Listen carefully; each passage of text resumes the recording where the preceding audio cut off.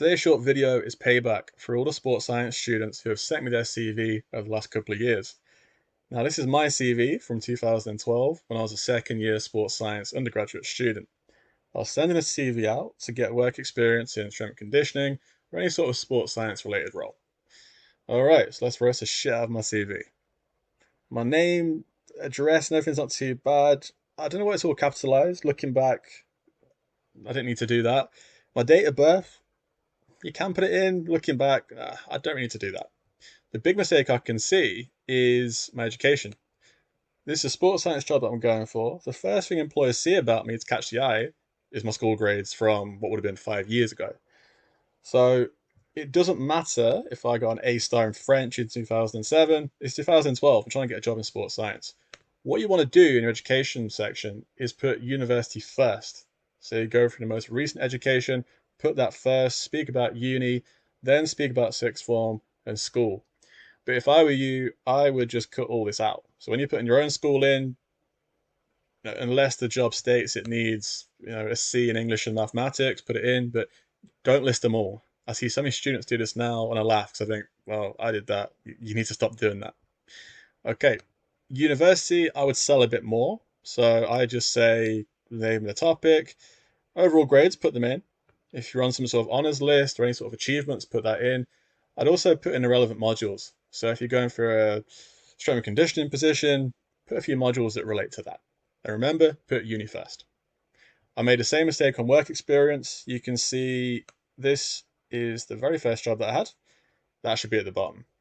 You need to put the most recent job that you had. Now, it's very vague. I didn't put the location in there. So I said Brantano. Well, Brantano where? It was in Coventry. So wherever you work, put the name of the company, put the name of the role, put the location as well. Okay, so generic jobs that aren't related to sport, you don't need too much information. You can see it Brantano and then the Animal Welfare Centre below that. Fairly minimal. Keep it minimal if it's not sport. So I'm going further down. There's that infamous factory job that I had in 2007. S&C coach. Here's all the main stuff. I don't think that's too bad. I won't spend too much time on that, but you want to sell yourself. I think I sold this a little bit. Okay. Some more jobs here. That's fine. I don't think that's too bad. This is really, really generic and vague. And one thing that you should take from this, don't put loads of generic things on a CV. You need to read the advert, think about what the company wants, and put those very specific areas into the CV. So, for example, stuff like teamwork, punctual. You should be punctual. That's not worth putting on a CV. I'm going to expect you to turn up on time. What I'd do instead is have a bit at the start of the CV. So I'd shift this bit, put it at the top. So if I go back to the top, underneath your name, address, phone number, email, just have something called personal profile, or just very simply a few bullet points which outlines why the employer should take you on. For me, back in 2012, the first thing people saw was I went to school 5 years ago and got a B in geography. It means nothing. So make sure your CV is eye-catching at the start. Okay, so I'll just come down to the bottom. References. Yeah, just available upon request. Very, very basic. That's okay if you want to put that in.